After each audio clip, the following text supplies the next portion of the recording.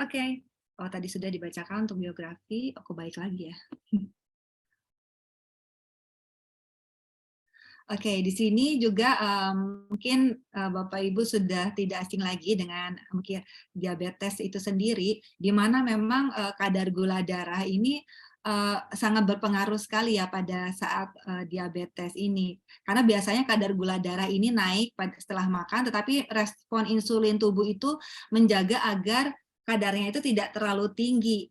Tapi kalau proses untuk orang-orang yang mengalami diabetes ini prosesnya ini tidak berjalan dengan baik, kan harusnya tadi respon insulin tubuh itu kita akan berupaya tubuh itu berusaha untuk insulin itu menjaga agar kadarnya tidak terlalu tinggi. Tapi tentunya untuk penderita diabetes ini atau penyandang diabetes ini adalah prosesnya tidak berjalan dengan baik. Kemudian juga bagaimana perhitungan karbohidrat itu dapat membantu kontrol glukosa darah itu bergantung pada pengobatan dan apakah tubuh membuat insulin atau tidak. Makanya saya juga diskusi terus nih sama Bu Anita, ini sebenarnya yang diabetes ini ada yang ada anak, ada pada remaja, ada pada dewasa, dan tentunya itu tuh beda-beda treatmentnya ya. Dan juga ada Betul. yang pakai insulin gitu kan ya, ada yang enggak. Dan saya tuh sampai tanya, Ibu kalau yang anak-anak dikasih insulin tuh kira-kira gimana ya Bu? Terus pas sekolah itu gimana? Makannya gimana? Terus juga kalau misalnya perlu dites darahnya, gula darahnya sebelum melakukan aktivitas itu siapa yang melakukan? Kan kasihan banget ya kalau anak-anak sering dites gula darah gitu kan. Jadi saya sampai tanya ke Bu Anita, pokoknya Bu Anita sebenarnya pengalamannya lebih banyak ya. Nanti mungkin Bu Anita bisa terus sharing-sharing kepada kami, itu sebenarnya itu tantangannya, kendala-kendalanya itu seperti apa gitu. Kemudian juga ketika makanan dan minuman yang dengan karbohidrat itu dicerna, karbohidrat akan terurai menjadi glukosa untuk memberikan bahan bakar glukosa dan akhirnya memang kadar glukosa atau gula darah itu akan meningkat. Tapi sekali lagi memang tidak semudah itu ya, terutama kita membahas yang lebih kompleks lagi.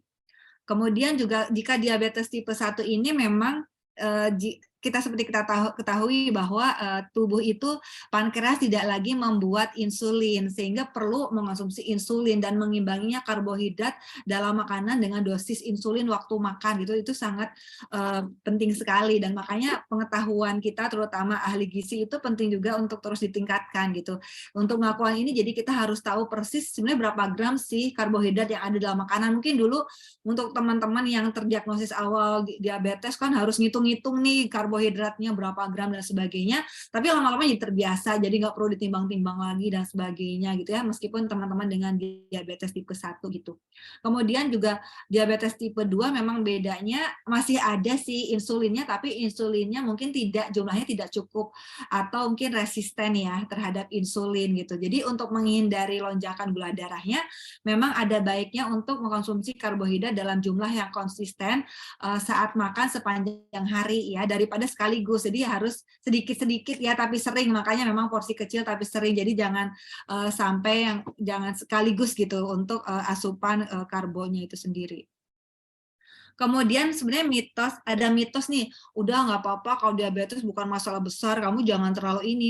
Padahal faktanya jika dibiarkan tidak diperiksa, diabetes ini dapat menyebabkan komplikasi serius ya, Bu Anita ya. Mungkin Bu Anita sangat mengetahui ya Udah komplikasinya. ngangguk-ngangguk deh tadi, yes. Iya benar. Dan juga menyebabkan kematian lebih cepat dari yang seharusnya. Karena memang diabetes salah satu dari 8 penyakit utama yang menyebabkan kematian. Dan terutama 2 kali lebih besar terkena serangan jantung ya. Itu faktanya. Kemudian ada juga nih, ya ampun aku udah terkena diabetes kemudian harus melakukan diet khusus. Faktanya sebenarnya diet itu bukan hanya untuk orang yang diabetes atau bukan hanya untuk yang mau nurunin berat badan, tetapi juga untuk semuanya sebenarnya. Jadi kita nggak perlu takut harus diet gitu sih. Karena pola makan yang sehat intinya adalah jadi mengandung biji-bijian, sayuran, buah, menghindari lemak trans, membatasi lemak dan karbohidrat olahan. Saya rasa itu sama ya untuk semuanya gitu sih. Jadi kita nggak usah takut harus diet dan sebagainya. Kemudian juga benar nggak sih ada orang yang misalnya dia tuh karena merasa mengkonsumsi atau menggunakan insulin akhirnya makan aja yang banyak kok nanti pakai insulin. Ada nggak sih yang kayak gitu ya? Padahal itu harusnya ya, itu kan mitos ya. Jadi ada yang orang bilang udah kita semakin banyak yang kita makan nanti insulinnya tambahin misalnya. Jadi itu mitos. Jadi jika kita menggunakan insulin untuk diabetes, kita juga dapat mempelajari caranya menyesuaikan jumlah dan jenis makanan yang dikonsumsi agar sesuai gitu dengan jumlah makanan yang kita konsumsi. Jadi jangan sampai kita merasa pakai insulin terus jumlahnya kita naikin gitu kan dan sebagainya, malah itu terutama akan beresiko juga. Jadi bukan berarti boleh makan sebanyak-banyaknya yang kita mau dan kemudian menggunakan obat tambahan untuk menstabilkan kadar gula darah. Jadi tidak semudah itu ya, apalagi diabetes ini sangat beresiko sekali jika melakukan hal yang seperti ini.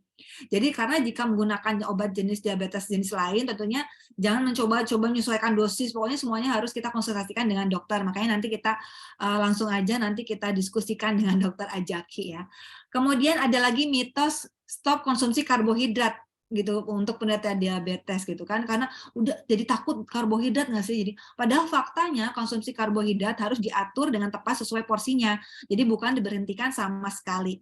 Jadi jika terlalu fokus untuk mengurangi karbohidrat justru akan memangkas sumber serat lain yang dibutuhkan oleh tubuh. Jadi mungkin kita harus tahu karbohidrat yang seperti apa yang seharusnya kita konsumsi gitu sih. Jadi bukan karbohidrat sederhana yang juga berupa permen dan sebagainya. Kemudian ada juga, benar nggak sih penderita diabetes itu harus menghindari makanan dengan yang mengandung gula gitu kan? Ya tentunya penderita diabetes harus atau penyandang diabetes ini harus mengkonsumsi makanan manis namun jangan berlebihan. Tapi memang harus kita Betul. konsultasikan dulu ya dengan dokter dan ahli gizi. Kemudian juga ada yang Betul. seperti ini ya, apakah benar sih nasi dingin bagus untuk diabetes? Nah, untuk teman-teman gimana menurut teman-teman? Benar nggak sih nasi dingin bagus untuk diabetes? Karena ini sering ditanyakan untuk klien, sering ditanyakan oleh klien, kalau makan mereka harus nasi dingin katanya, kalau bisa nasi dingin yang ditaruh di kulkas kemarin, terus langsung dimakan aja gitu. Padahal memang nasi putih itu kaya akan zat pati atau protein yang dapat dicerna dan diserap dengan cepat oleh usus halus, sehingga kadar gula darah pun akan meningkat dengan cepat. Namun, zat pati tersebut kan dapat diubah menjadi zat pati yang sulit dicerna atau zat pati resisten. Nah, cara mengubahnya ini adalah dengan menyimpan nasi matang ini dalam kulkas bersuhu 4 derajat Celcius selama 24 jam. Mungkin gara-gara ini, jadi orang-orang itu nyimpen nasi gitu di kulkas 4 derajat, tapi langsung dimakan, padahal sebaiknya diangetin lagi gitu ya. Kita nggak enak ya kalau makan nasi dingin gitu. Kadang kita fokus aja pada nasi, padahal kita akhirnya mengkonsumsi roti, mengkonsumsi makanan lainnya, olahan tepung gitu. Bahkan itu justru lebih mudah meningkatkan glukosa darah dibanding makan nasi padahal ya. Padahal ya sebenarnya kita jadinya fokusnya ke situ, jadi nggak mau mengkonsumsi nasi, terus akhirnya jadi nggak enak kan kalau nasi dimasukin ke kulkas, akhirnya mengkonsumsi roti dan makanan yang olahan tepung lainnya. Padahal sekali lagi, ya itu malah nggak ada seratnya juga, malah cepat meningkatkan glukosa dalam darah. Jadi ya itu makanya kenapa orang-orang yang menganggap nasi putih itu ya ternyata itu lebih aman, tapi malah nggak mau makan gitu kan. Jadi kalau lebih aman kalau dingin maksudnya. Tapi padahal diangetin nggak apa-apa. Yang penting kita tidak mengkonsumsi nasi yang dihangatkan secara terus-menerus di Magicom kan. Apalagi kalau mungkin kita biasa mengkonsumsi makan makanan di warteg atau mungkin rumah makan Padang atau mungkin restoran-restoran lainnya, pasti itu kan selalu di Magicom ya. Dan mungkin itu indeks glikemiknya udah tinggi. Makanya kita kurangi untuk beli makan di luar. Kenapa? Karena pasti dipanaskan secara terus-menerus dari pagi hingga sore. Apalagi kalau kita beli makannya sore gitu kan. Kalau di rumah pun kita kalau punya Magicom, kalau bisa ya kalau nggak makan pagi selesai dimatiin Magicomnya, baru nanti makan siang dinyalain lagi, angetin lagi gitu. Jadi kalau bisa ya enggak dipanaskan secara terus-menerus ya untuk mengurangi resiko dari indeks glikemiknya yang tinggi itu sendiri. Kemudian protein katanya ada yang bilang lebih baik daripada karbohidrat nih untuk diabetes.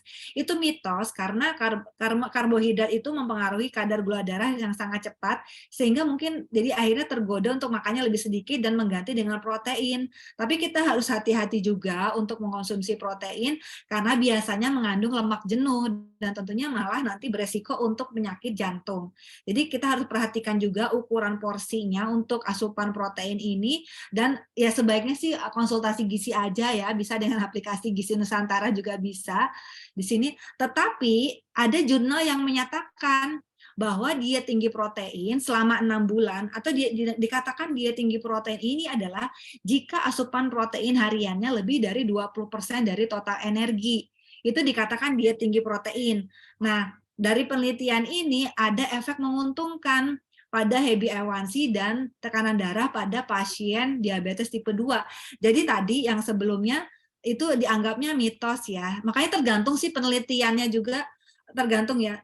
Tapi mungkin kita nggak bisa menyatakan lebih baik, tapi lebih baik gizi seimbang lah ya. Jadi bukan berarti protein lebih baik, akhirnya kita tidak lagi menghiraukan karbohidrat, tidak lagi menghiraukan vitamin mineral dan sebagainya. Jadi tidak ada yang lebih baik. Mungkin kata-kata lebih baik ini yang makanya dianggapnya mitos. Karena dari sebenarnya protein juga penting juga gitu kan, berdasarkan hasil systematic review dan meta analisis ini, di mana kita ketahui bahwa meta analisis itu adalah yang paling tinggi tingkatannya untuk penelitian, karena kita mereview dari berbagai macam penelitian ya. Jadi tidak hanya satu penelitian aja, kita bisa melihat ada pengaruh yang positif dan efek yang menguntungkan ya. Dia tinggi protein ini pada pasien diabetes, dan ini dengan randomisasi kontrol trial juga ya, terus juga ternyata bisa menguntungkan dalam penurunan berat badan, HbA1c, dan tekanan darah pada pasien dengan diabetes tipe 2. Tapi tentunya kita harus tahu metodologi penelitian ini seperti apa, pola makannya yang dianjurkan seperti apa gitu, atau mungkin mereka dikasih intervensinya itu sebenarnya proteinnya seperti apa, kita harus tahu secara detail.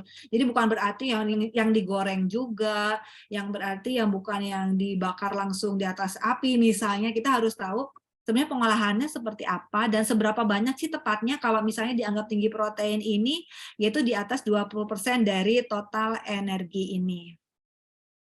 Kemudian juga seperti yang kita ketahui juga terkait pentalogi manajemen diabetes, yang terpenting adalah edukasi pasien dan keluarga. Di mana kalau misalnya si pasien udah dikasih konsultasi terus tentang diabetes, tapi keluarganya nggak mendukung karena nggak tahu, makanya kita juga perlu mengedukasi selain pasien juga keluarganya. Dan terutama juga terapi gizi medis juga sangat penting untuk membantu menstabilkan kadar gula darah, dan selain itu juga harus ada komitmen dari si penyandang diabetes ini bahwa harus terus perubahan gaya hidup dengan mengubah aktivitas fisik menjadi lebih baik, manajemen stres, jumlah jam tidurnya disesuaikan untuk agar jumlahnya maupun kualitasnya lebih baik ya untuk jam tidur. Kemudian juga rekreasi, kayaknya memang kadang orang tuh stres kurang piknik ya, nggak tahu. Jadi mungkin nggak semuanya ya, tapi ada orang yang mungkin terlalu stres akhirnya perlu rekreasi gitu kan. Kemudian juga ada intervensi farmakologis juga dengan baik itu OHO ataupun dengan insulin gitu. Kemudian tujuan umum dari terapi gizi bagi penderita diabetes mellitus tentunya untuk mempromosikan dan mendukung pola makan sehat, menekankan berbagai makanan padat gizi, ya terutama padat gizi dan ukuran porsi yang sesuai ya. Karena tujuannya selain dari kita untuk memastikan bahwa gula darah ini tetap stabil, juga mempertahankan berat badan, juga mencapai nilai glikemik individual, kemudian juga tekanan darahnya pastikan bisa stabil juga, profil lipidnya stabil, karena tujuannya adalah untuk menunda atau mencegah terjadinya komplikasi. Kemudian juga makronutrien terutama makanya penting untuk 3 komponen utama diet ini, yaitu ada karbohidrat, protein, dan juga lemaknya itu sendiri. Di mana karbohidrat ini kita perlu memastikan bahwa sumber karbohidratnya adalah padat nutrisi ya, atau padat gizi ya, sama aja lah istilah itu ya. Yang tinggi serat termasuk sayuran, buah-buahan, kacang-kacangan, biji-bijian, serta produk susu. Dan bagi penyandang diabetes tipe yang diresepkan program terapi insulin yang fleksibel, perlu juga adanya pendidikan tentang cara penggunaan karbohidrat counting itu seperti apa, dan juga mempertimbangkan kandungan lemak dan protein untuk menentukan dosis insulin waktu makan, sehingga yang dianjurkan untuk meningkatkan kontrol glikemik. Kemudian untuk individu yang dosis insulinnya hariannya tetap, pola asupan karbohidratnya harus konsisten, waktu dan jumlahnya dapat direkomendasikan untuk meningkatkan kontrol glikemik dan mengurangi resiko hipoglikemi. Kemudian juga penderita diabetes dan mereka yang berisiko itu disarankan juga untuk menghindari minuman yang dimaniskan dengan gula, termasuk jus buah. Ya kita harus misalnya bisa tahu gitu ya, sebenarnya sehari itu konsumsi gula harus berapa sih untuk pasien atau penyandang diabetes gitu. Dan untuk mengendalikan glikemia dan berat badan, dan juga untuk mengurangi resiko penyakit kardiovaskular dan juga fatty liver ya. Kemudian juga kalau berdasarkan dari Dietary Guidelines for Americans, itu rekomendasinya itu kurang dari 10% dari total kalori harian sehari ya, dari added sugar-nya ya. Jadi itu harus kurang dari 10%. Tapi berdasarkan WHO itu kalau bisa iya kurang dari 5% dari daily kalorinya gitu. Jadi semakin sedikit itu semakin bagus lah intinya. Jadi kalau bisa di bawah 5% dari total kalori ya. Kemudian 3 aspek preskripsi diet tentunya dari asupan energi itu sendiri, apalagi disertai dengan obesitas, tentunya harus ada pembatasan energi, kemudian berat badan dapat turun, atau mungkin ada kalau dengan insulin berat badan jangan sampai turun terus gitu kan, juga harus Yap, kita monitoring agar pokoknya status gizinya tetap normal. Kemudian juga kita harus lihat nih ada eating disorder atau enggak juga, karena yap, ada mungkin di harus antaranya dibahas. penyandang diabetes yang mengalami Benar benar eating banget. disorder, sehingga tidak Yes, bisa mengikuti rekomendasi-rekomendasi diet yang sudah yes. diberikan ahli gizi atau dokter gitu. Juga itu mungkin kita bisa pertimbangkan. Kemudian dari kandungan gizi Yap, sendiri, dari karbohidrat itu persentasenya sekitar 60-70%, dan serat larut dan tidak larutnya kita kombinasikan, kemudian indeks glikemiknya juga kita perhatikan, kemudian proteinnya itu bisa 12-20%, natriumnya itu sekitar ya 1000 miligram, kemudian lemaknya di bawah 30%. Dan jadwalnya kita juga harus perhatikan bahwa jadwalnya harus teratur, memang 3J itu ya sering banget kita dengar 3J ya untuk penyandang diabetes, terutama yang suntik insulin, karena penting banget jadwalnya harus teratur ya, dan taat diet. Kepatuhan diet ini juga menjadi penentu untuk agar gula darahnya lebih terkendali. Makanya biasanya adalah kepatuhan diet itu yang sulit. Tidak hanya penyandang diabetes, tapi juga mau yang turun berat badan itu pokoknya diet itu yang paling sulit. Makanya memang perlu komitmen, perlu perubahan mindset dan sebagainya untuk meningkatkan kualitas hidup kan, terutama yang penyandang diabetes kan kita untuk mencegah komplikasi dan sebagainya. Makanya itu harus ada komitmen bagaimana kita harus patuh terhadap diet agar gula darah terkendali. Dan di antaranya cara penghitungan energi mungkin di sini ada ahli gizi juga ya. Ya mungkin ada lagi perhitungan dengan rumus yang lain, tapi biasanya mungkin salah satunya menggunakan 25 sampai 30 kalori per kilogram berat badan. Nah, dibagi 3 porsi besar makan pagi, siang, sore gitu kan, 20, 30, 25%. Kemudian ada 2 sampai 3 porsi kecil selingan masing-masing 10 sampai 5%. Nah, itu biar ahli gizi aja yang hitung. Makanya kita saling berkolaborasi gitu kan. Jadi untuk bagaimana Setuju. kita membantu untuk pendampingan untuk para klien itu agar bisa mendampingi klien untuk terutama perhitungan kalori, perhitungan karbohidrat, protein, lemak dan sebagainya agar gula darahnya tetap stabil, karena rata-rata orang yang penyandang diabetes ini ya mungkin kalau yang hadir di sini udah pada keren ya, udah pengetahuannya udah pada bagus gitu kan. Tapi di luar sana banyak penyandang diabetes itu yang masih belum bisa mengatur pola makannya dengan baik sehingga gula darahnya tidak stabil gitu. Jadi ya makanya perlu memang pendampingan ahli gizi dan tidak hanya 1-2 hari, tetapi harus beberapa kali pertemuan atau bahkan memang pendampingan sih yang lebih baik ya. Jadi bayangkan satu ahli gizi bisa mendampingi satu keluarga klien dan juga keluarganya gitu kan. Jadi itu akan lebih optimal tentunya. Dan mungkin pendampingannya 1 bulan, setelah itu mereka sudah tahu sendiri ke selanjutnya harus gimana. Dan kalau memang ternyata asupannya mengalami ada peningkatan lagi untuk karbohidrat dan sebagainya, bisa konsultasi lagi. Misalnya atau gula darahnya kok perasaan udah diet segala macam sesuai dengan rekomendasi kok naik lagi, ya bisa konsultasi lagi. Karena perlu ada penyesuaian-penyesuaian, mungkin perhitungannya sudah sesuai tapi cara pengolahannya yang kurang tepat misalnya. Jadi itu bisa terus dikomunikasikan atau dikonsultasikan dengan ahli gizi gitu. Kemudian juga penggunaan gula murni memang biasanya tidak diperbolehkan kecuali untuk bumbu aja gitu. Jadi memang iya rasanya agak beda lah ya kalau misalnya penggunaan gula ini sudah dibatasi ya. Karena tadi hanya 5% dari kebutuhan energi total. Jadi memang pastinya agak anyep-anyep gimana gitu kan, hambar gitu kan ya. Kemudian boleh penggunaan gula alternatif juga boleh dengan jumlah yang disesuaikan dan terbatas sesuai dengan kebutuhan juga gitu. Kemudian asupan serat juga dianjurkan yaitu dipastikan juga dikonsumsi 25 gram per hari. Kadang kita terlalu membatasi, pokoknya nggak mau makan nasi, nggak mau karbo dan sebagainya, akhirnya protein semua. Tapinya kita nggak melihatkan serat, padahal nasi itu nggak apa-apa, asal kita kombinasikan dengan sayur, buah. Jadi yang dan itu pastikan asupan seratnya itu 25 gram, di mana 25 gram ini sekitar 3 sampai 5 porsi sayur dan buah gitu kan. Jadi untuk mengimbangi agar gula darah tidak terlalu lonjakannya tidak terlalu drastis gitu.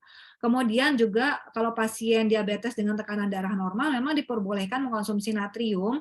Itu ada yang bisa sampai 3000 miligram, tapi kalau udah hipertensi bahkan 2000 ya harusnya ya, ini ketinggian harusnya 2000, bahkan kalau udah hipertensi harus dikurangi lagi mungkin dari 1000 miligram per hari tadi ya, tadi sesuai dengan rekomendasi sebelumnya.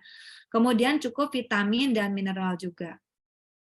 Kemudian, nah ini perhitungan kalori itu makanya ribet banget ya, kadang kita sesuaikan juga dengan usia, kita sesuaikan dengan berat badan, tinggi badan, dan kemudian status gizinya, makanya kita serahkan aja pada ahli gizi ya, karena ribet sebenarnya untuk kita memperhitungkan sebenarnya kebutuhan kalori yang sesuai itu, karena tiap orang pasti beda ya, karena tiap orang itu usianya berbeda, jenis kelaminnya berbeda, berat badannya berbeda, aktivitas fisiknya juga berbeda, sehingga itu harusnya sih perlu perhitungan khusus, jadi kita tidak bisa cuma googling aja diet diabetes selesai, tapi kita harus sebenarnya konsultasi lebih lanjut untuk tahu untuk perhitungan kalori, karbohidrat itu seperti apa gitu. Karena banyak penyesuaian-penyesuaian yang dipertimbangkan oleh ahli gizi dalam perhitungan kalori. Di antaranya harus lihat misalnya berdasarkan konsensus perkumpulan endokrinologi itu seperti apa sih kalau perhitungan kalori, termasuk harus memperhatikan juga berat badan idealnya misalnya dan sebagainya. Kemudian juga ini ada jenis kelamin, kalau umur juga, misalnya kalau jenis kelamin aja beda, kalau perempuan itu beda perhitungannya sama laki-laki. Kemudian umur juga kalau di atas 40 tahun beda, kalau 60 tahun beda, kalau 70 tahun beda. Makanya banyak banget hal yang diperhatikan dalam perhitungan kalori itu sendiri.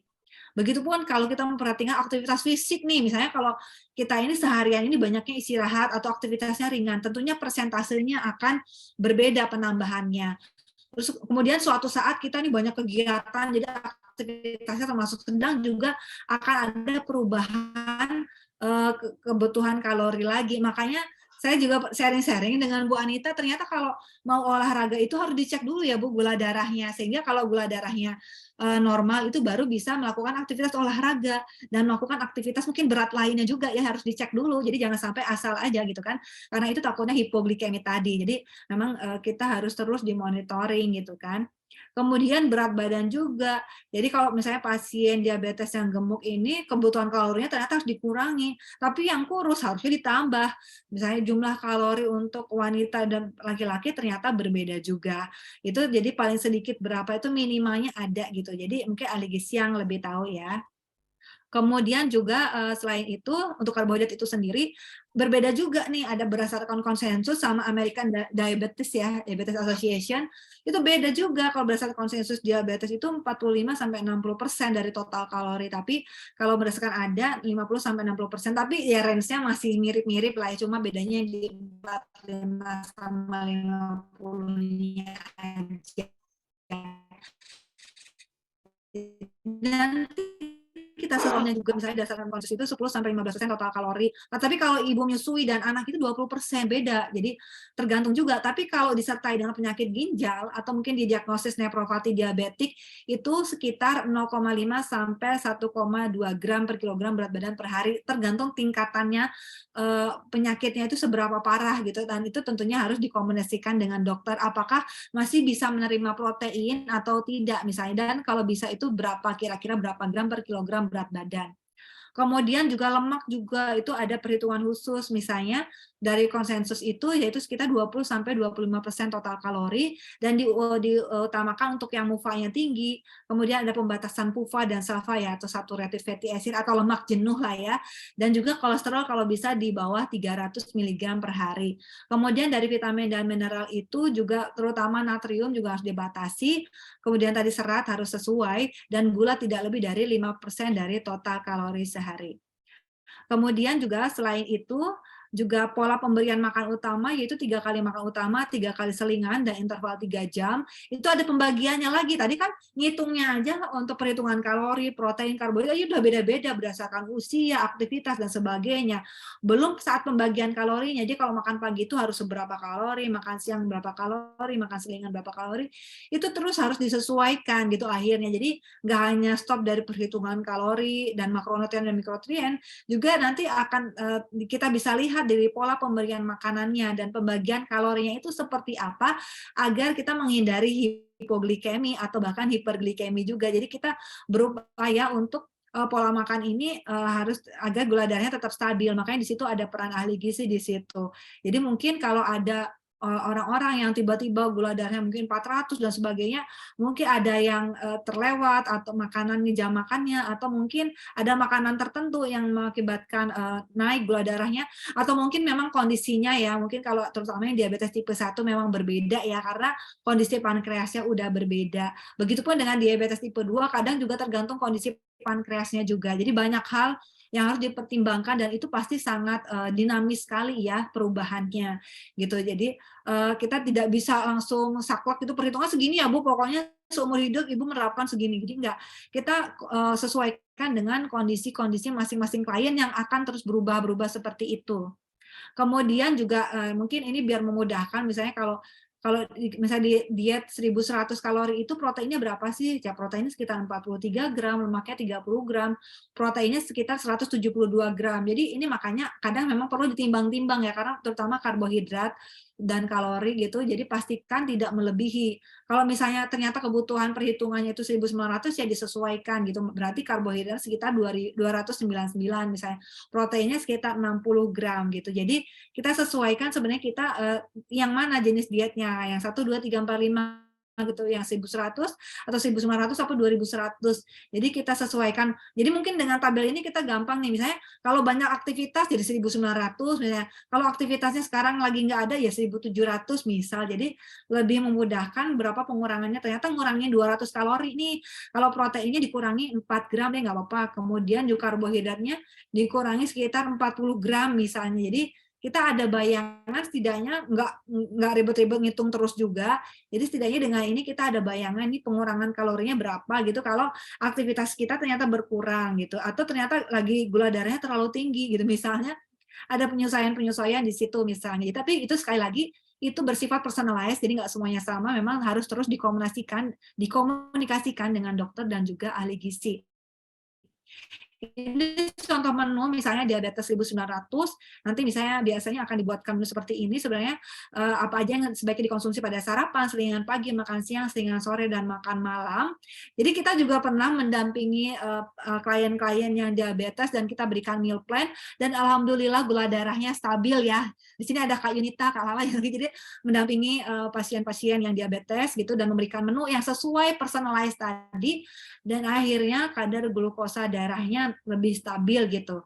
Apalagi kita juga akan kolaborasi juga dengan para sponsor yang tentunya akan pihak produk komersil juga saling membantu ya, terutama yang praktis-praktis saat memang orang itu nggak sempat masak gitu. Jadi dan zat penting lainnya juga yang mendukung juga gitu kan, yang mungkin kita tidak dapatkan dari makanan yang kita konsumsi sehari-hari gitu. Makanya sebenarnya untuk memudahkan lagi, kita juga bisa menggunakan piring diabetes yang dibuat oleh American Diabetes. Tadi mungkin dari Kemenkes nanti udah, dari Bu Rita juga ada lagi ya. Jadi biar beda. Jadi saya yang dari American Diabetes gitu kan. Jadi metode piring ini cara termudah untuk membuat makan sehat, untuk memotong gula darah. Di sini kita bisa lihat porsinya ya, berapa sih sayuran yang non tepung, kemudian protein dan juga karbohidrat. Yang kita biar nggak perlu ribet-ribet ngitung, nimbang dan sebagainya gitu. Jadi pakai piring aja. Jadi kalau menurut American Diabetes Association ini, jadi setengah piringnya itu adalah sayuran non tepung. Di mana sayuran non tepung ini memang lebih rendah karbohidrat sehingga tidak terlalu meningkatkan gula darah. Selain itu juga tinggi vitamin, mineral dan serat gitu. Contohnya apa aja sih sayuran non tepung? Bisa asparagus, brokoli, kembang kol, kubis. Ada kubis juga macam-macam, ada yang Brussels. Ada pernah nggak makan kubis Brussels tuh yang kecil-kecil ya kalau nggak salah ya? Kemudian ada juga yang hijau, yang merah, atau yang ungu, dan sebagainya tuh macam-macam gitu. Kemudian wortel, seledri, timun, terong, sayuran hijau lainnya, kangkung, sawi, atau jamur, kacang hijau, dan sebanyak banget ya. Contoh sayuran non tepung itu sendiri. Dan itu sebaiknya memang dikonsumsi setengahnya kalau berdasarkan rekomendasi dari American Diabetes Association. Kemudian seperempatnya apa? Seperempatnya adalah makanan yang tinggi protein tapi tanpa lemak ya. Ya sumber protein lah ya. Bisa itu ikan, ayam, daging sapi tanpa lemak atau produk kedelai dan keju yang semuanya dianggap makanan berprotein. Nah, biasanya memang kan protein itu mengandung lemak jenuh ya, makanya kita pilih yang tanpa lemak atau rendah lemak ya, terutama yang lemak-lemak jenuh itu kalau bisa dihindari lah. Kemudian contoh makanan protein tanpa lemak bisa dari ayam, kalkun, telur, atau ikan dari salmon, tuna, dan sebagainya, kemudian dari kerang, mungkin ada kolesterol juga ya, kita bisa sebagaimana kita membatasinya. kemudian juga bisa potongan daging sapi yang mungkin ada bagian-bagian kan yang tanpa lemak, kemudian juga keju dan sebagainya. Juga kita bisa tambahkan juga protein nabati dari kacang-kacangan dan sebagainya. Tapi kita pastikan dulu tidak ada fungsi ginjal kita masih bekerja dengan baik, terutama bagi penyandang diabetes kan takutnya ada penurunan fungsi ginjal. Kita pastikan fungsi ginjalnya masih bagus ya untuk bisa mengkonsumsi makanan-makanan sumber protein. Kemudian seperempatnya lagi apa? Seperempatnya lagi baru yang makanan berkarbohidrat gitu. Jadi tadi setengahnya adalah sayuran non tepung, seperempatnya adalah sumber protein hewani nabati, kemudian juga seperempatnya lagi adalah makanan yang berkarbohidrat. Termasuk biji-bijian, sayuran bertepung, kacang-kacangan, polong-polongan, buah, yogurt, susu, dan sebagainya. Ini juga ada karbohidratnya kan. Karena makanan ini memang memiliki efek terbesar pada gula darah. Sehingga membatasi porsi makanan karbohidrat hingga seperempat dari piring bisa membantu menjaga gula darah agar tidak naik terlalu tinggi setelah makan gitu kan.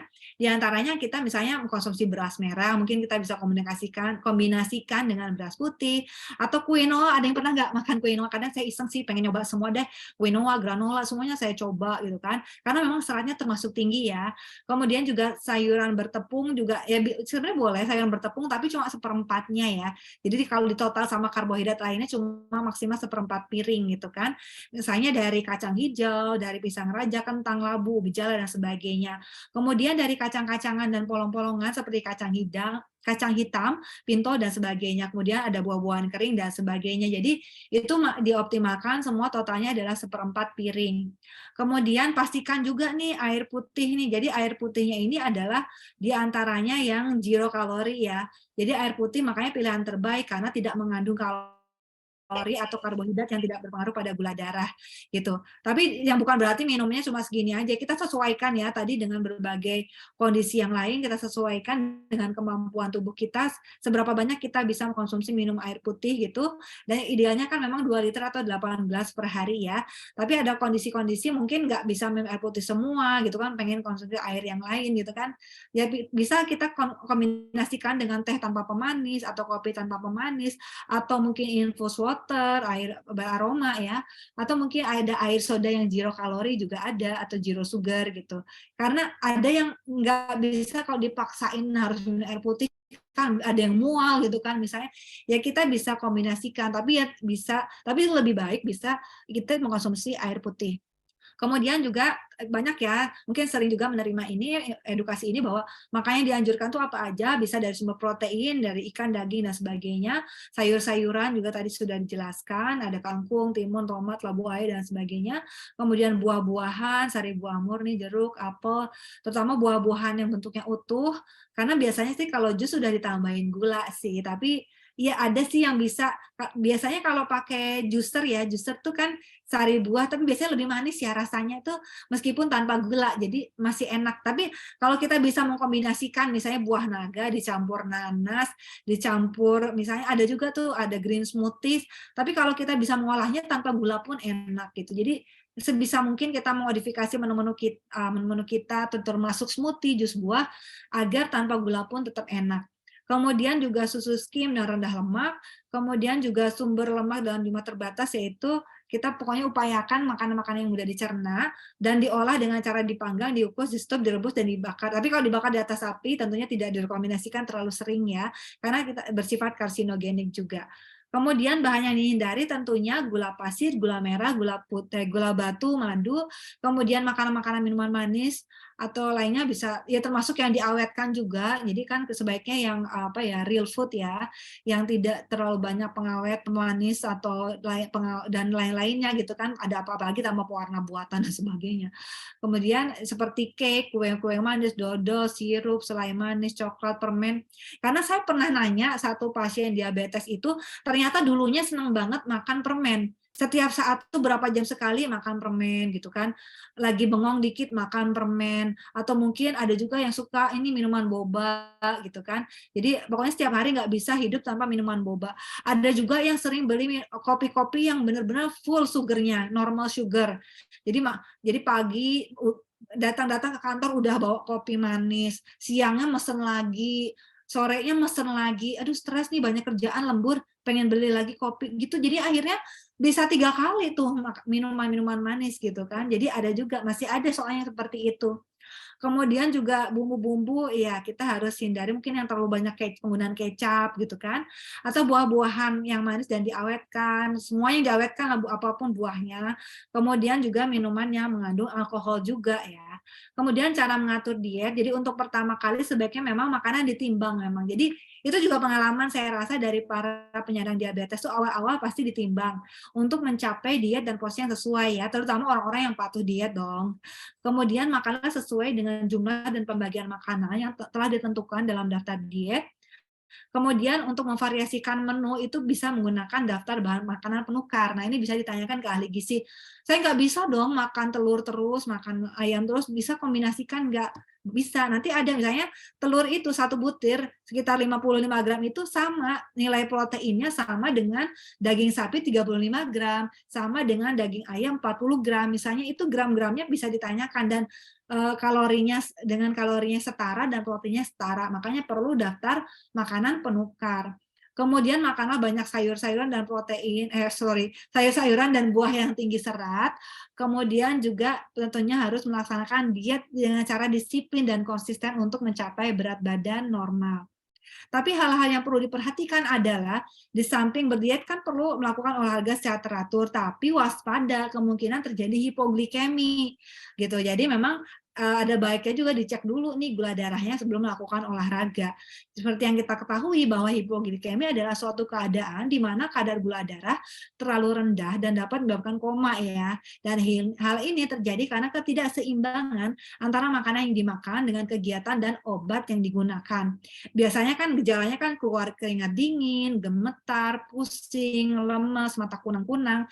Jadi kalau yang seperti ini ya nggak apa-apa. Jadi kadang ada yang takut nih udah lemas tapi ayo Bu minum gula atau air manis, nggak mau, katanya nggak boleh minum manis. Padahal sebaliknya kalau kondisi seperti ini memang segera minum segelas air sirup misalnya atau air gula atau permen. Karena ada yang akhirnya enggak deh saya pusing, saya istirahat aja, akhirnya istirahat selamanya gitu. Itu yang kita khawatirkan gitu.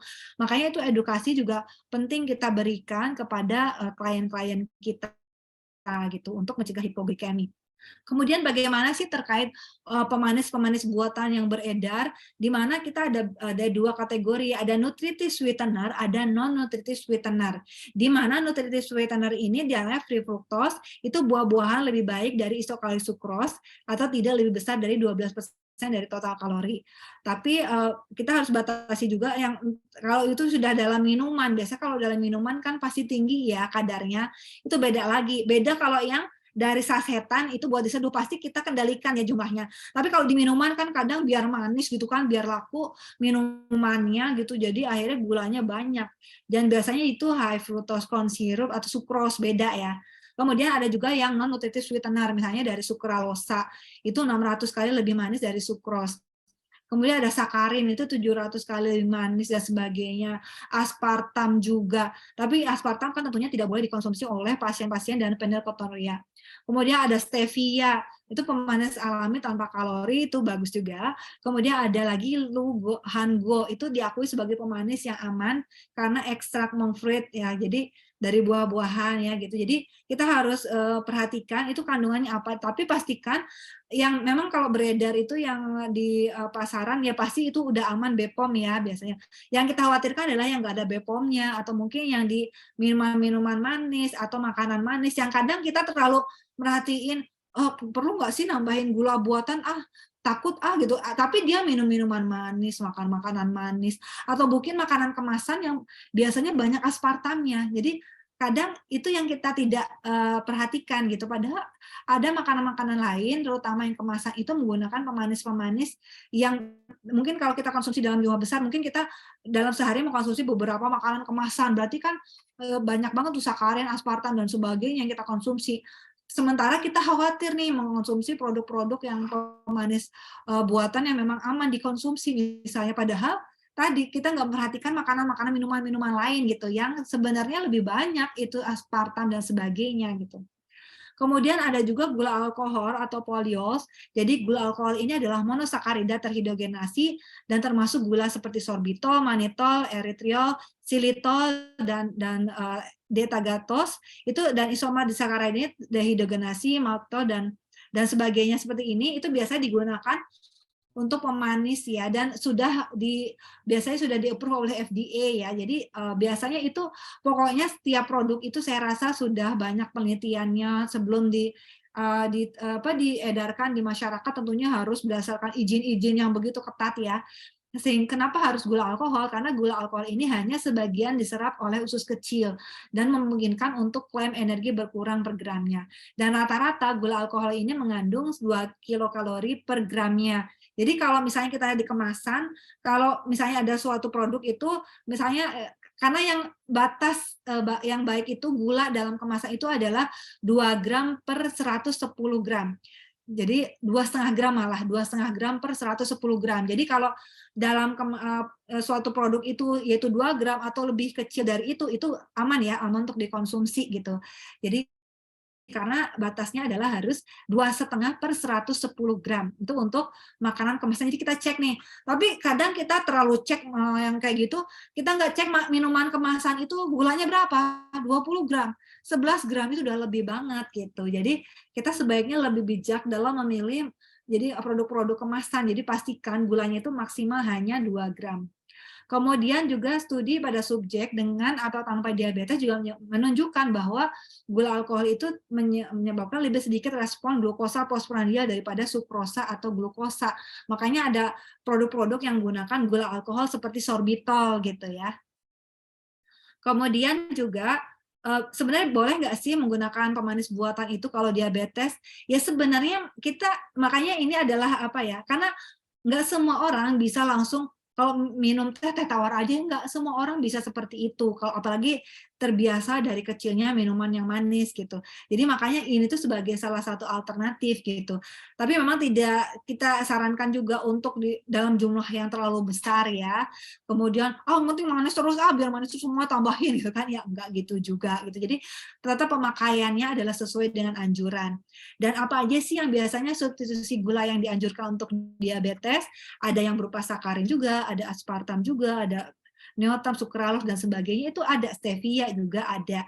Jadi itu karena memang substitusi atau pemanis buatan ini tidak akan mempengaruhi dari gula darah kita, karena memang maka dikatakan free zero ya, zero sugar gitu. Tapi kita pastikan zero sugar ini ya benar-benar zero atau enggak, tapi memang bukan berarti yang zero ini juga yang terbaik juga enggak. Jadi kita pastikan, kan tadi ada maksimal ya dalam sehari kita mengkonsumsi gula itu adalah kurang dari 5% dari total kalori. Jadi kalorinya 2000 ya 5%-nya itu tinggal dihitung aja gitu. Jadi kita sesuaikan aja dalam sehari kita mengkonsumsi yang manis itu berapa gitu, jangan berlebihan juga gitu. Jadi pastikan tadi kalau mengkonsumsi pemanis buatan seperti ini, makanya kita ini udah bagus sebenarnya untuk mencegah dari terlalu banyaknya konsumsi yang manis, tapi kita juga perhatikan pemanis buatan dalam minuman dan makanan lain juga gitu. Justru itu biasanya yang lebih tinggi daripada pemanis buatan yang untuk didedikasi khusus untuk pasien diabetes, itu beda lagi gitu kan.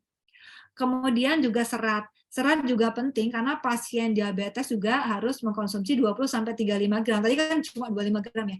Bahkan kalau menurut American Diabetes Association harus kalau bisa sampai 35 gram.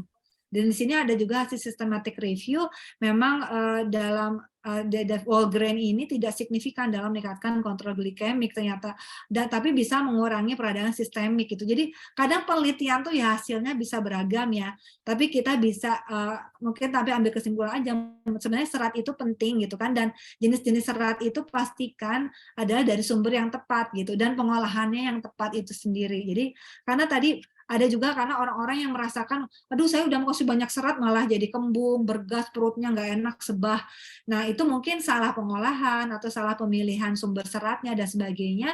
Akhirnya pilihlah sumber-sumber serat, kalau misalnya tidak bisa dipenuhi dari makanan, ya kita memang harus suplementasi gitu, karena kebutuhan serat kita tinggi, sedangkan dari makanan itu hanya terbatas ya.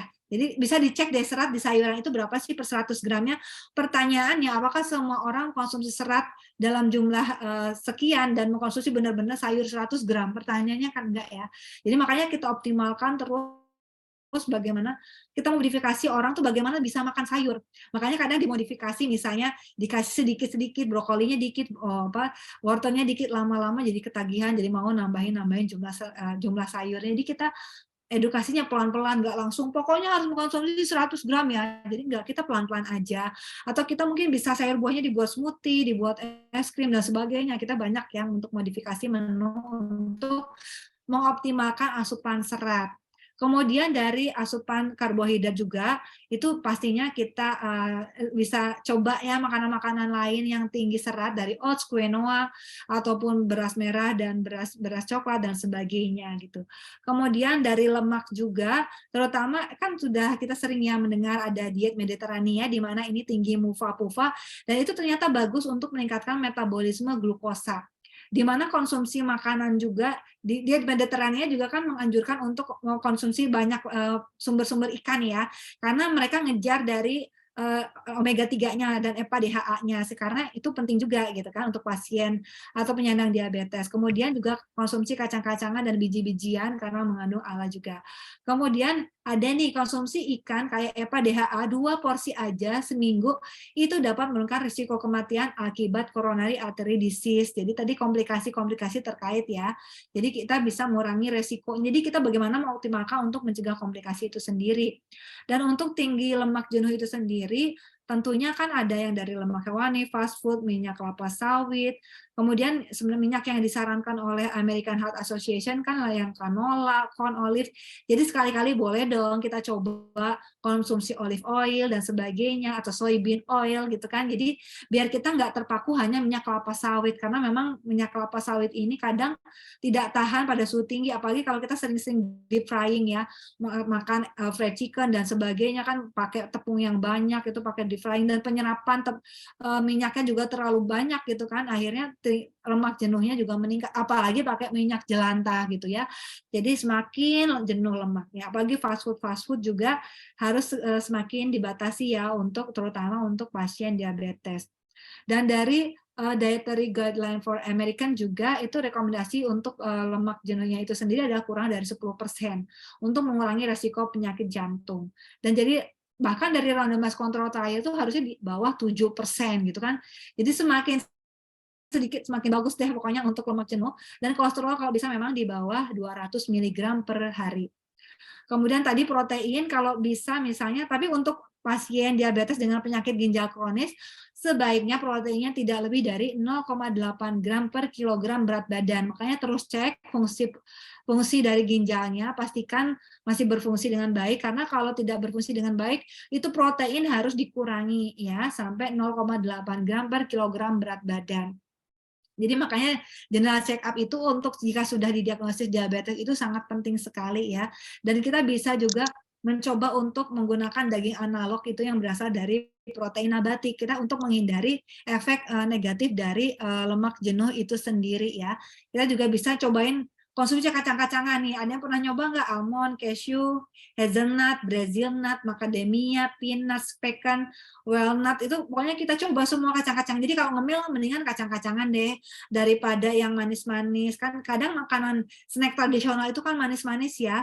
Mungkin apa ya contohnya banyak ya, ada jenang gitu kan, kalau yang wajik segala macam itu kan manis-manis kadang, atau mungkin yang kita sering cake gitu kan, atau mungkin ya minuman boba dan sebagainya juga banyak terlalu manis-manis. Jadi kita coba deh kalau ngemil kita coba yang kacang-kacangan aja gitu. Jadi kalau lapar kita udah siap untuk mengkonsumsi kacang-kacangan gitu. Kemudian dari vitamin sendiri, diabetes tipe 2 memang lebih rentan untuk meningkatnya oxidative stress, sehingga memang perlu antioksidan.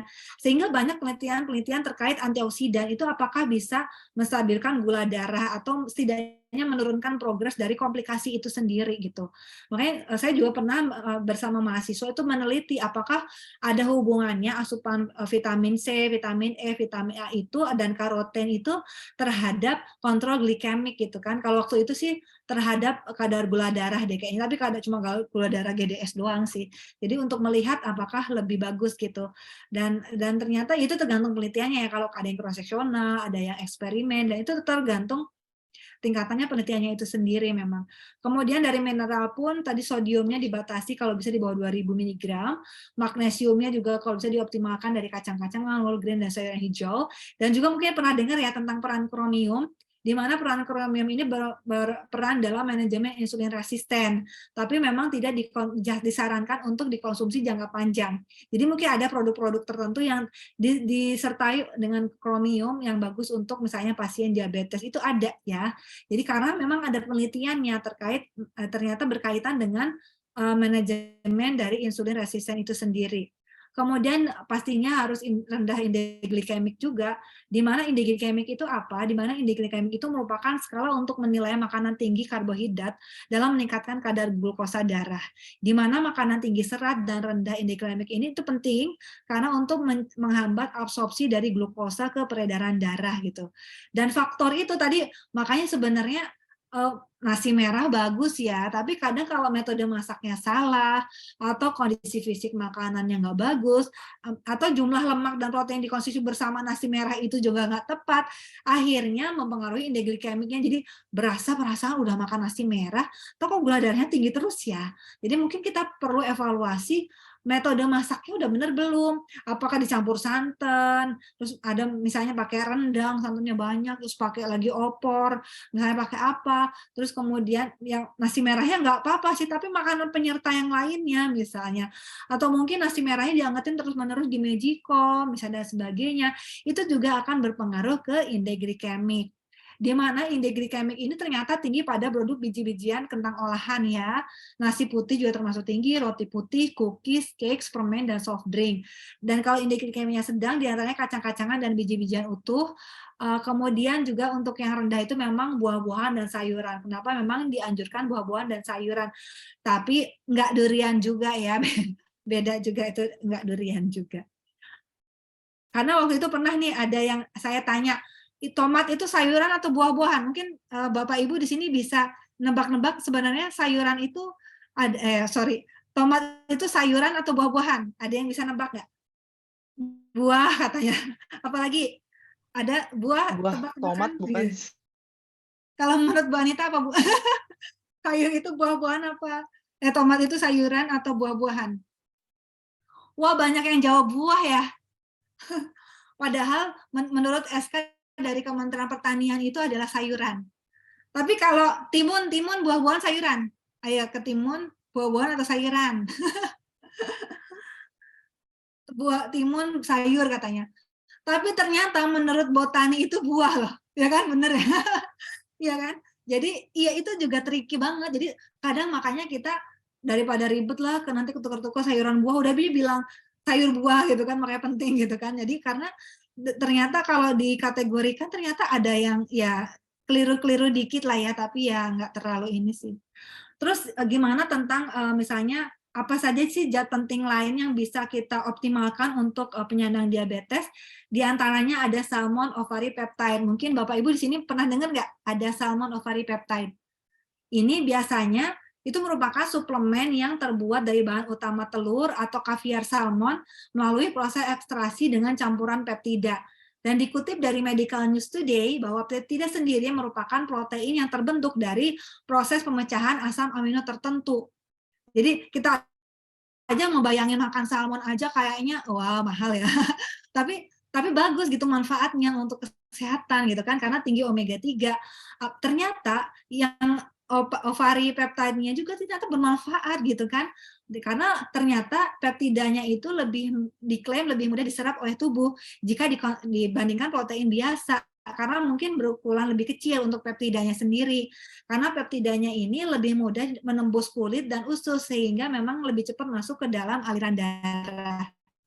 Dan diantaranya ternyata dari berbagai sumber itu bisa membantu mencegah penyakit diabetes mellitus dengan meningkatkan kadar IGF-1 gitu kan. Apa itu IGF-1? Merupakan insulin growth hormone dalam tubuh. Tuh. Manfaat lainnya juga ternyata bisa membantu regenerasi dan rejuvenasi semua sel dalam tubuh, termasuk sel otak, memperlancar peredaran darah, memperkecil sel lemak dan racun yang menempel pada pembuluh darah juga bermanfaat. Dan yang utama ini adalah membantu dengan meningkatkan kadar IGF-1 atau insulin growth hormone dalam tubuh. IGF-1 itu apa sih? Itu jadi kayaknya masih asing banget sih, apaan sih IGF-1 gitu kan. Nah, mungkin teman-teman sering ya lihat ini ya, atau enggak sering ya. Jadi ini adalah suatu mekanisme di mana tingkat sirkulasi dari IGF-1 ini rendah itu ternyata dikaitkan dengan penurunan sensitivitas insulin. Jadi kalau si IGF-1 ini rendah, maka intinya sensitivitas insulin itu akan menurun. Harusnya kan sensitivitas insulin itu meningkat ya, karena semakin bagus nanti kalau misalnya ada makanan yang terlalu tinggi glukosa, tinggi gula gitu, kemudian respon dari insulin itu baik, maka dia akan mencoba untuk menstabilkan gula darah gitu kan. Tapi kalau sensitivitasnya nggak bagus, ya dia akan nggak terlalu, responnya nggak terlalu baik. Akhirnya gula darahnya tetap tinggi gitu dalam peredaran darah kita ya, untuk gula darahnya. Makanya pas diukur gula darahnya tinggi. Itu mungkin karena ada penurunan sensitivitas insulin, dan ternyata ada kaitannya juga dengan IGF-1 ini. Jadi kalau kita neliti lagi nih, apa sebenarnya yang menyebabkan insulin resisten gitu kan. Ternyata ada yang lain lagi gitu kan, jadi IGF-1 ini. Jadi dan pasien obesitas yang memenuhi kriteria untuk metabolic syndrome disertai dengan juga ada yang IGF-1 plasma yang rendah, ternyata cenderung mengembangkan resiko untuk kardiovaskular lebih buruk daripada orang-orang yang IGF-1-nya normal hingga tinggi gitu, yang bagus ya intinya. Kok kalau rendah ternyata bisa meningkatkan resiko komplikasi gitu kan. Terus jadi seperti itu. Jadi bisa kebayang ya fungsi dari IGF-1 gitu kan. Jadi di sini kita bisa lihat di sini perannya terutama penting banget untuk pasien diabetes tipe 2. Dan ini ada kaitannya, jadi semakin obes, biasanya IGF-1-nya itu semakin rendah sih biasanya ya. Makanya apalagi penyakit obesitasnya disertai dengan misalnya tekanan darahnya tinggi, kolesterolnya tinggi, LDL, trigliserid, HDL-nya rendah, kolesterolnya tinggi, dan sebagainya. Akhirnya ini akan menurunkan kadar IGF-1, dan akhirnya kenapa jadi sensitivitas insulinnya turun gitu. Jadi makanya kita perlu suatu zat gizi atau bioaktif yang bisa meningkatkan kadar IGF. Makanya diantaranya ini adalah diantaranya adalah tadi salmon ovari peptide ini. Ternyata makanya orang neliti itu ngapain sih ribet-ribet ya. Ternyata salmon ovari peptide ini bisa meningkatkan kadar IGF-1 dalam tubuh gitu. Tadi ada kaitannya dengan seperti ini ya, siklus yang ini ya. Ternyata ada kaitannya dengan sensitivitas insulin. Juga selain itu juga intoleransi glukosa dan juga diabetes tipe 2 terutama ya. Jadi hubungan IGF-1 dengan diabetes mellitus yaitu tingkat IGF-1 yang rendah itu ada mungkin terkait dengan peningkatan sekresi hormon pertumbuhan pada penderita terutama diabetes tipe 1 juga. Jadi semoga bermanfaat juga ya untuk selain diabetes tipe 2 juga untuk diabetes tipe 1. Di mana konsentrasi hormon pertumbuhan pada penderita diabetes ini bisa 2-3 kali lebih tinggi daripada orang yang tidak menderita diabetes. Ya, jadi sehingga tingkat IGF dan hormon pertumbuhan yang tidak normal juga dapat berperan dalam komplikasi diabetes. Makanya kita gimana sih caranya untuk menjaga komplikasi? Ternyata kita harus juga memperhatikan adanya insulin growth hormone ini atau IGF-1 ini, dan apa sih zat bioaktif yang penting. Makanya tadi ada salmon ovari peptide itu sendiri. Makanya kalau penelitian tuh yang sampai sedetail itu gitu kan, metabolismenya, mekanisme dan sebagainya, sehingga menemukan zat bioaktif apa sih yang penting gitu. Dan sekarang juga penggunaan aplikasi juga banyak juga ya untuk membantu pasien-pasien atau penyandang diabetes untuk terus memonitor asupannya gitu kan. Tapi memang ini yang berbahasa Inggris ya. Nanti kalau yang berbahasa Indonesia pokoknya teman-teman bisa aja download aplikasi dari Gizi Nusantara. Jadi bisa diinstal untuk yang menggunakan Android ya, handphonenya masih Android, mungkin kedepannya kita merambah ke iPhone juga agar bisa terus dimanfaatkan oleh orang seluruh Indonesia. Oke, di sini ada terlihat ya aplikasi dari Gizi Nusantara. Jadi tinggal pilih aja, misalnya ahli gizi rumah sakit, nanti pilih aja yang memang dia concern di diabetes. Nanti kalau misalnya ternyata komplikasinya banyak, jadi ahli gizi ini bisa merekomendasikan ahli gizi lainnya yang mungkin bekerja di rumah sakit rujukan dan sebagainya agar lebih kompeten gitu dalam menghadapi termasuk case-case yang mungkin banyak komplikasi dan sebagainya. Jadi semua di Gizi Nusantara ada ya ahli gizi spesifik untuk menangani misalnya diabetes dengan komplikasi ataupun yang tanpa komplikasi. Ini bisa dilihat di sini dan semuanya itu memiliki STR dan KTA Persagi, dan kita bisa dilihat di sini lokasi praktiknya. Ini bisa misalnya rumah sakit rujukan dan sebagainya misal. Kemudian juga bisa ditambahkan juga tadi ya asuhan gizi, PAGT dan sebagainya. Kemudian juga bisa dites file. Nah, jadi sama ahli gizinya bisa juga nih, saya makannya seperti ini bagus nggak sih gitu kan? Bisa nanti tinggal konsultasi aja sama ahli gizi di aplikasi Gizi Nusantara, bisa dikomunikasikan. Misalnya saya lagi di kondangan nih, makan apa sih yang bagus? Ini saya fotoin yang bagus yang mana ya? Itu bisa ya, misalnya yang kan udah dihitung nih karbohidratnya, kalorinya, bisa dicek nih sama ahli gizinya yang bagus yang mana yang sesuai dengan perhitungan misalnya. Atau tadi bisa merekomendasikan konsultan yang lain, atau mungkin punya hasil medical check up-nya mau di ini, wah saya nih hari ini kok gula darahnya 400 atau 700 ya, saya mau konsultasi, ada nggak yang 700 mungkin 300 atau berapa ya, mau konsultasi dong, itu bisa di-attach file gitu. Ternyata selain gula darah tinggi ada yang lain nih yang tinggi, gimana dong? Jadi bisa konsultasi melalui aplikasi gitu ya. Kemudian juga banyak fitur-fitur lainnya, terutama tadi resep makanan dan video gizi, juga mudah-mudahan semakin komprehensif untuk membantu para penyandang diabetes. Nah, seperti moto aplikasi Gizi Nusantara, solusi status gizi optimal. Sekian dari saya, terima kasih. Wassalamualaikum warahmatullahi wabarakatuh. Waalaikumsalam warahmatullahi wabarakatuh. Terima kasih banyak Ibu. Oke, terima kasih